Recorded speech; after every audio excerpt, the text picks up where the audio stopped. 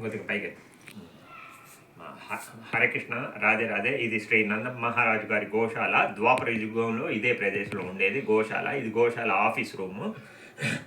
ఇప్పుడు ఎవరెవరైతే రెగ్యులర్గా మా గోశాలకు కడుతున్నారో ఈరోజు అమావాస్య పితృకార్యాలు చేసేది, రేపు సంధ్యావందనం ఇతర కర్మలు చేసేది రేపు అమావాస్య రోజు. అమావాస్య 2 రోజులు వచ్చింది. ఈరోజు పితృకార్యాలకి శ్రేష్టం అమావాస్య రోజున. ఇప్పుడు ఎవరెవరైతే గోవులకి ఆహారానికి ఏర్పాటు చేస్తున్నారో వారి గతించిన దివంగత స్వర్గీయ పూర్వీకులందరూ ఉత్తమ లోకాలకి చెందాలి.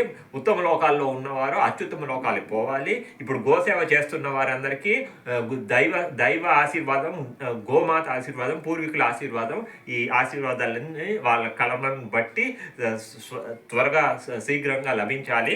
ఇప్పుడు ఇక్కడ మైలాపూర్, చెన్నై సహోదరులు ప్రసాద్ శెట్టి, రమేష్ శెట్టి, ప్రకాష్ శెట్టి, కశ్యప గోత్రం, నాగవంశం. ఈ ప్రకాష్ శెట్టి గారు మామగారు జయరామన్ నాయుడు గారు, మళ్ళీ ప్రకాష్ శెట్టి గారి నాన్నగారు స్వర్గీయ ఎస్ నారాయణ శెట్టి గారు, అలాగే ప్రకాష్ శెట్టి గారి భార్య గాయత్రి గారి పూర్వీకులు బాలగోత్రం, సాలమ్మ, యతిరాజు నాయుడు, గోమతి, అలాగే ఉప్పాల గోత్రికులు. వీరు ప్రకాష్ శెట్టి గారి భార్య గాయత్రి గారి పూర్వీకులు. ఉప్పాల గోత్రికులు కృష్ణమ్మ, పార్థసారథి, సాయి జయకుమార్, హరిబాబు. ప్రకాష్ శెట్టి గారి అత్తగారు వసంత కుమారి, మామగారు జయరామన్ నాయుడు గారు స్వర్గీయ జయరామన్ నాయుడు గారు, అత్తగారు స్వర్గీయ వసంత కుమారి. ప్రకాష్ శెట్టి గారి బావగారు సంజీవరావు గారి అబ్బాయి అశ్విన్ కుమార్.